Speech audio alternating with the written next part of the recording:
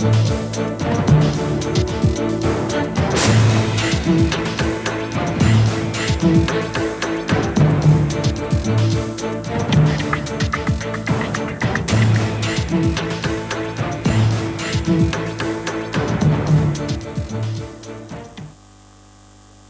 मैं हूं मोनिका जायसवाल और आप देख रहे हैं इंडिया न्यूज। गोरखपुर में सीएम योगी ने प्रेस कॉन्फ्रेंस के दौरान कहा कि देश के यशस्वी प्रधानमंत्री कभी सपना बन चुके 3 प्रोजेक्ट का लोकार्पण करने जा रहे हैं।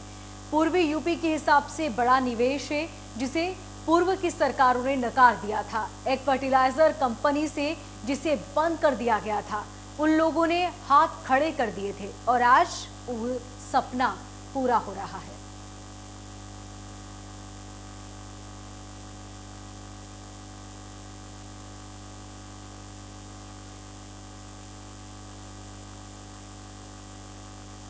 मंत्री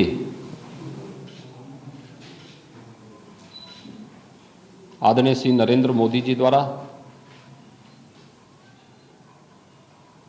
7 दिसंबर को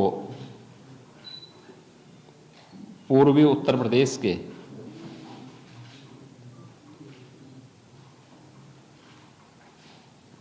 कभी सपना बन चुके 3 बड़े प्रोजेक्ट का उद्घाटन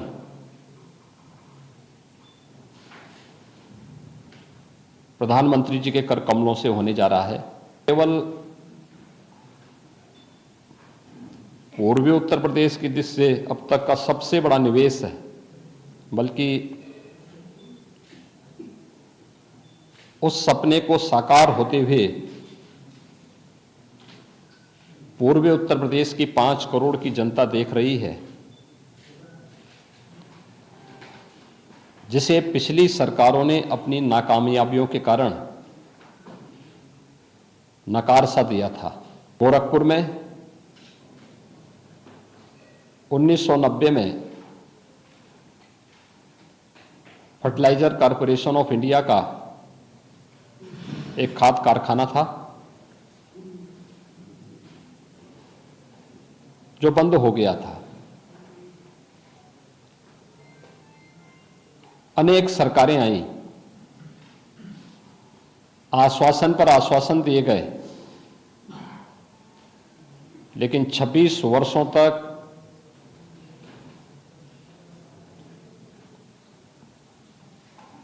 उन लोगों ने हमेशा हाथ खड़े कर दिए कि अब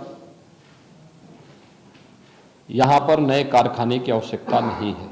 इसके कारण न केवल अन्नदाता किसान प्रभावित हुआ था, बल्कि सामान्य नागरिकों के जीवन पर असर पड़ा। गोरखपुर के विकास और पूर्वी उत्तर प्रदेश के विकास पर विपरीत असर पड़ा। रोजगार और नौकरी की संभावनाओं पर विराम लगा। खाद कारखाना केवल यहां पर किसानों को समय पर उर्वरक और रसायन उपलब्ध कराने में, बल्कि ढेर सारी रोजगार की संभावनाओं को आगे बढ़ाने में इसकी एक बहुत बड़ी भूमिका होगी। कभी बाढ़ और बीमारी के लिए जाना जाने वाला ये पूर्वी उत्तर प्रदेश मासूम बच्चे यहां असमय दम तोड़ते थे। सरकारों की संवेदना कभी उन गरीबों के प्रति, अभावग्रस्त उन लोगों के प्रति नहीं देखने को मिली थी।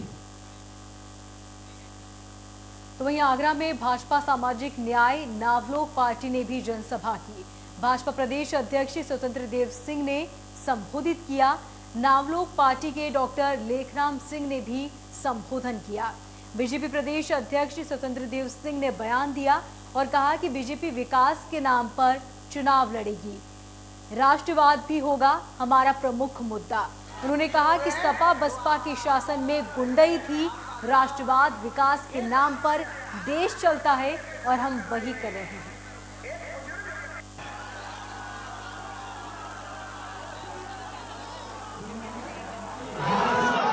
देखिए, भारतीय जनता पार्टी विकास के नाम पर चुनाव लड़ेंगे, कानून व्यवस्था चुस्त दुरुस्त के नाम पर चुनाव लड़ेंगे और राष्ट्रवाद पर लड़ेंगे। मेरा सपना है न आतंकवाद, न नक्सलवाद, न माओवाद, न जिन्नावाद, केवल राष्ट्रवाद चलेगा। राष्ट्रवाद का मतलब पूरी दुनिया में शांति होनी चाहिए। शांति का मतलब पूरी दुनिया के अंदर लोग स्वस्थ रहें, लोग खुशहाल रहें और आम जन तक, गरीब तक लाभ पहुंचे। तो वहीं चुनाव से पहले ही दिखा एसपी कार्यकर्ताओं का हुड़दंग। व्यापारी सम्मेलन में अखिलेश के सामने ही अराजकता हुई। अखिलेश के सामने ही कई कार्यकर्ता आपस में बातचीत करने लगे।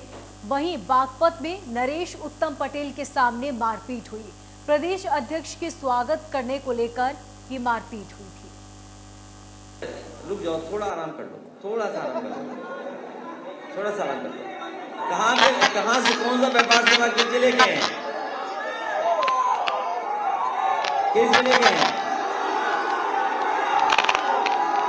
इसलिए मैं आप सबका बहुत बहुत धन्यवाद और आभार प्रकट करता हूं।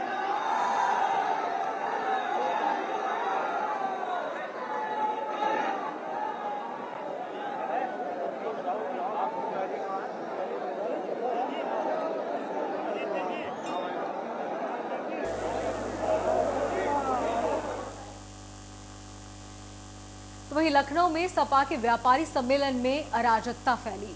भाषण पूरा किए बगैर ही अखिलेश यादव वहां से चले गए।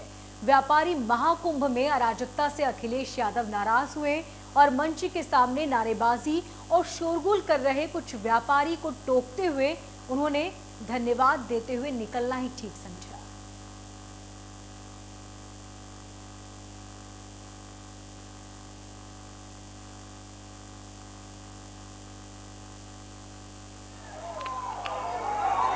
किस जिले के हैं? इसलिए रुक जाओ, थोड़ा आराम कर लो, थोड़ा सा आराम कर लो, थोड़ा सा आराम कर लो। कहाँ से कौन सा व्यापार सभा किस जिले के हैं? किस जिले के हैं? इसलिए मैं आप सबका बहुत बहुत धन्यवाद और आभार प्रकट करता हूं। रुक जाओ, थोड़ा आराम कर लो।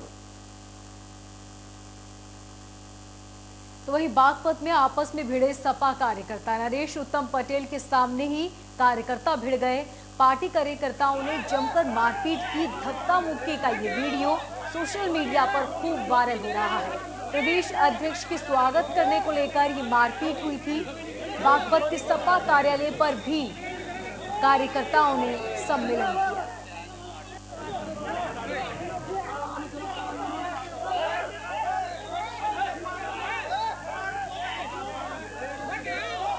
तो सपा कार्यकर्ता आपस में ही भिड़ गए। तस्वीरें आप देख सकते हैं किस तरह आपस में ही कार्यकर्ता भिड़ते नजर आए। धक्का मुक्की का ये वीडियो सोशल मीडिया पर वायरल हो रहा है। तो वहीं अमेठी पहुंची अपर्णा यादव का बड़ा बयान सामने आया। उन्होंने कहा कि लोग मुझसे बहुत प्यार करते हैं, जहां पर बोला जाएगा वहां से चुनाव लड़ूंगी। मुलायम सिंह यादव की छोटी बहू है अपर्णा यादव। उन्होंने कहा कि तिलोई विधानसभा के जायस में जनसभा को उन्होंने संबोधित किया और कहा कि जनता मुझसे बहुत प्यार करती है।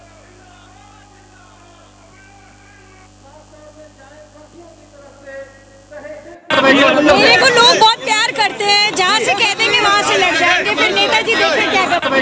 मेरे को लोग बहुत प्यार करते हैं, जहाँ से कह देंगे वहाँ से लड़ जाएंगे। फिर नेताजी देखिए क्या करते हैं। फिरोजाबाद में जाटो समाज के बीजेपी सदस्यता समारोह में पहुंची उत्तराखंड की पूर्व राज्यपाल और भारतीय जनता पार्टी की राष्ट्रीय उपाध्यक्ष बेबी रानी मौर्य से इंडिया न्यूज ने खास बातचीत की। क्या कुछ कहना है उनका, सुनिए।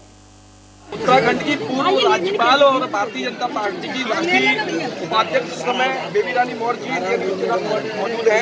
यहाँ पे जाटव समाज का सदस्यता अभियान में शिराज देखिए, चुनाव का समय आगे और सदस्यता अभियान भी चल रहा है, हमारा बूथ तक चल रहा है और ये सम्मेलन भी किया है। इसमें आज जाटव समाज ने लगभग 1,500 लोगों ने सदस्यता ली है। उनका स्वागत किया है हमने और 2022 में जाटव समाज भी ज़्यादा से ज़्यादा भारतीय जनता पार्टी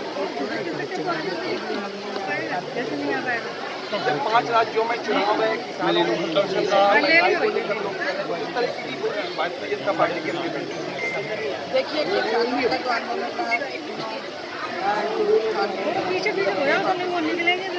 हाँ थोड़ा पीछे हो जाओ भाई। मुद्दा बचाने ये कमेटी भी बना दी है। रही बात 5 राज्यों में चुनाव है, तो हम हर राज्य में चुनाव जीतेंगे। उत्तर प्रदेश की अगर बात करें, समाजवादी पार्टी जो है दावा करती है कि 400 सीटें आएंगी। 400 वो जो दावा करेंगे उनके हमारी भारतीय जनता पार्टी को 300 से ऊपर सीटें। अच्छा, लगातार विपक्षी कहते हैं 700 किसानों की मौत हुई, क्या फायदा रहा 3 जिलों को लेकर? वो तो देखिए केवल मुद्दे हैं, चुनाव आ गया है, उन्हें कुछ न कुछ होता ही है। लेकिन हमारे यशस्वी प्रधानमंत्री हर किसान की बात कर रहे हैं और उन्हें समाधान करने के लिए धन्यवाद। तो ये थी बेबी रानी मौर्य जो राष्ट्रीय उपाध्यक्ष हैं बीजेपी की और पूर्व राज्यपाल हैं उत्तराखंड की। इंडिया न्यूज के साथ मौजूद थी, अपनी बात रखी। वीडियो जर्नलिस्ट रवि शर्मा के साथ सौरभ उपाध्याय, इंडिया न्यूज। केंद्रीय मंत्री स्मृति ईरानी का बयान सामने आया। उन्होंने कहा कि 30 सालों की मांगों को महज 9 महीनों में हमने पूरा किया। मैंने बस अड्डे की चर्चा संसद में भी उठाई थी। स्मृति ईरानी ने कहा कि तिलोई की जनता के लिए बस अड्डा असाधारण बात है। इनको 9 महीनों में भाजपा ने पूरा कर दिखाया है। आपने वोट दिया है और आपका काम हुआ है। स्मृति ईरानी ने कहा कि भाई के साथ बहन इस क्षेत्र का विकास कर रही है। तिलोई में मेडिकल कॉलेज आने वाला है। अगर सांसद कांग्रेस का होता तो 14 लाख लोगों को राशन न मिलता। अगर सांसद कांग्रेस का होता तो मुफ्त का कोरोना टीका भी नहीं लग पाता। हमने संकल्प को समाधान में बदला।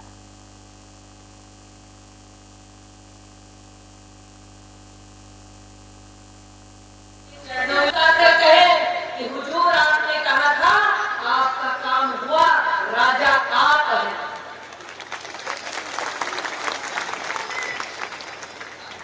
और इसीलिए आज मन प्रफुल्लित है कि वेंकटेश्वर जी के उद्बोधन को सुना।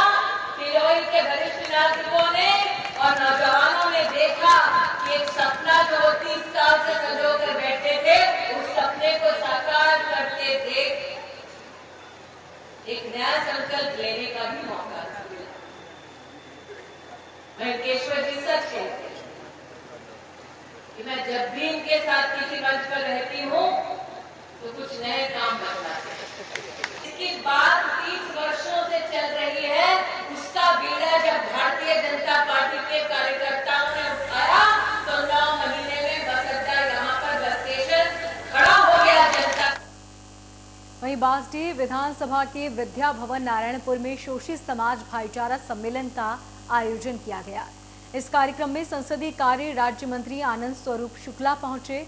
इस दौरान उन्होंने अपने संबोधन में संसदीय कार्य राज्य मंत्री आनंद स्वरूप शुक्ला ने कहा कि माफिया सरगना मुख्तार अंसारी पूर्व की समाजवादी पार्टी की सरकार में गाजीपुर की जिला जेल में बंद था। उसके लिए जेल की बेरक में तालाब बनाकर मछलियां पाली गई थी। गाजीपुर का डीएम मुख्तार के साथ शाम को बैडमिंटन खेला करता था। जेल के सामने ही बिल्डिंग की सफाई करके उसके गुर्गे रहा करते थे। वो जेल में रहकर पूरी तरह से गैंग चलाता था। पंजाब की सरकार में वहां रहकर सारी सुविधाएं उसको मिलती थी। जब योगी जी की सरकार आई तो सारी सुविधा ले ली और उसको बांदा की जेल में रखा गया। तो वहां पर चारपाई और मच्छरदानी मांग रहा है, उसको वो भी नहीं दिया जा रहा। समाजवादी पार्टी की सरकार पूरी तरह से मुख्तार अंसारी के सपोर्ट में हमेशा खड़ी है। आतंकवादी इस्लामिक आतंकवादियों के साथ समाजवादी पार्टी खड़ी रही है, जिसका हम कड़े शब्दों में निंदा करते हैं।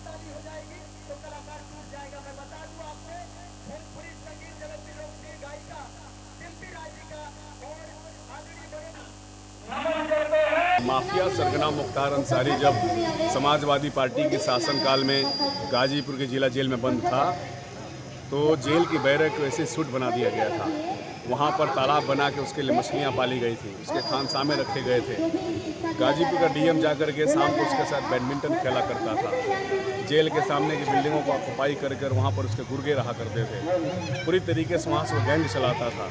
पंजाब की सरकार में भी जाकर के और वहाँ पर ऐसी सुविधाएं पाता था, लेकिन योगी जी की सरकार जब उसको खींच के ले आई और बादा के जिला जेल में उसको रखा गया है, वहाँ पर वो चारपाई और मच्छरदानी मांग रहा है, वो अभी उसको। तो वहीं कुशीनगर में केंद्रीय राज्य मंत्री अनुप्रिया पटेल का बयान सामने आया। उन्होंने कहा कि अपना दल यूपी के सदन और देश की संसद में मौजूद है। देश और प्रदेश की सरकार में हम साझेदार हैं। दबे कुचले लोगों की लड़ाई लड़ने का हमने काम किया। हमारे संघर्ष की वजह से पिछड़ा आयोग को संवैधानिक दर्जा मिला। न्यायाधीशों के पदों पर पिछड़े वर्ग की नियुक्ति होनी चाहिए। लोकतंत्र में संख्या बल ही असली ताकत है। नीट में एमबीबीएस और पीजी में पिछड़ा वर्ग का आरक्षण नहीं था। हमारी मांग पर यह आरक्षण मोदी जी ने लागू किया। हर चुनाव हमारे लिए परीक्षा की घड़ी है। हम मजबूती के साथ विधानसभा चुनाव में उतरने जा रहे हैं। देखिए, अभी सीटों के चर्चा हमारी फाइनल नहीं हुई है। हम लोग चर्चा कर रहे हैं और जो भी अपना दल और भारतीय जनता पार्टी के बीच में सीटों का बंटवारा होगा, जो सीटें हमें लड़नी होंगी, उसकी संख्या हम जल्दी आपको बताएंगे। अगले दिन तो लगातार सीटों की अपेक्षा है। देखिए, लोकतंत्र प्रभावी हो, इसके लिए विपक्ष निष्प्रभावी नहीं होना चाहिए। तो मुझे लगता है कि विपक्ष में रहने वाले हमारे माननीय अखिलेश जी यदि सरकार के ऊपर आरोप प्रत्यारोप कर रहे हैं तो ये विपक्ष की भूमिका निभा रहे हैं, उनका ये काम भी है। और हम अपनी जो 5 साल की उपलब्धियां हैं उनको लेकर आम जनमानस के बीच में जा रहे हैं और हमें पूरा भरोसा है कि उत्तर प्रदेश की जनता एक बार फिर हम सभी को अपना आशीर्वाद देगी। वहीं बुलंदशहर में हमारे संवाददाता पहुंचे और चुनावी चकल्लस देखिए। नमस्कार दोस्तों, आप देख रहे हैं इंडिया न्यूज और इंडिया न्यूज की खास पेशकश चुनावी चकल्लस में आप सभी का बहुत बहुत स्वागत है। इंडिया न्यूज की टीम आज पहुंची है बुलंदशहर के शिकारपुर विधानसभा सीट के गांव बोहिच में और आज यहां से जानेगी कि आगामी विधानसभा चुनाव 2022 को लेकर के यहां की जनता का क्या मूड है। मेरे साथ यहां पर गांव के लोग मौजूद हैं, उनसे जानना चाहेंगे कि किस तरीके का यहाँ माहौल है। सर, सबसे पहले आपका नाम जानना चाहूँगा। राजवीर शर्मा। राजवीर जी, ये बताइए कि आगामी विधानसभा चुनाव 2022 में अब ज़्यादा वक्त नहीं बचा है, तो क्या यहाँ के मुद्दे हैं? जैसे भारतीय जनता पार्टी के यहाँ के विधायक हैं अनिल शर्मा और प्रदेश सरकार में मंत्री भी हैं, कितना उन्होंने यहाँ क्षेत्र में काम कराया है? कोई विशेष काम नहीं कराया। विशेष काम नहीं कराया। क्या सर यहाँ के मुद्दे रहेंगे? मुद्दे तो बिजली पानी के हैं, किसान के हैं, इनसे त्रस्त है, बेरोजगारी है, महंगाई अंधाधुंध है, सुनने वाला कोई है नहीं। कोई ज्यादा विकास नहीं हुआ। मेरे साथ और मौजूद हैं। सर, आपका नाम जानना चाहूंगा। मेरा नाम लोकेश शर्मा है। लोकेश जी, ये बताइए कि विधानसभा चुनाव 2022 नजदीक है, यहाँ से भारतीय जनता पार्टी के विधायक हैं, मंत्री भी हैं प्रदेश सरकार में, उन्होंने क्या काम किया है और क्या यहाँ के मुद्दे रहेंगे? काम तो हल्का फुल्का विधायक करते ही हैं, जैसा किया है उन्होंने। ऐसी कोई विशेष कोई ना आगे विकास की लहर दौड़ा दी हो।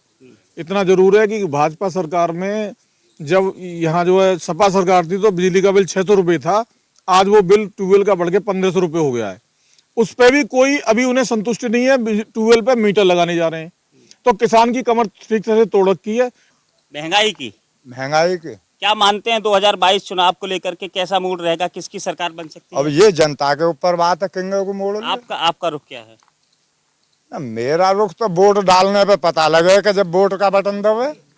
नहीं, आप कह सकते हैं 2022 में क्या पुनः भाजपा की सरकार आ सकती है या समाजवादी पार्टी की सरकार? ये तो भगवान मेहरबान, तो जो हर आदमी जीत जाए।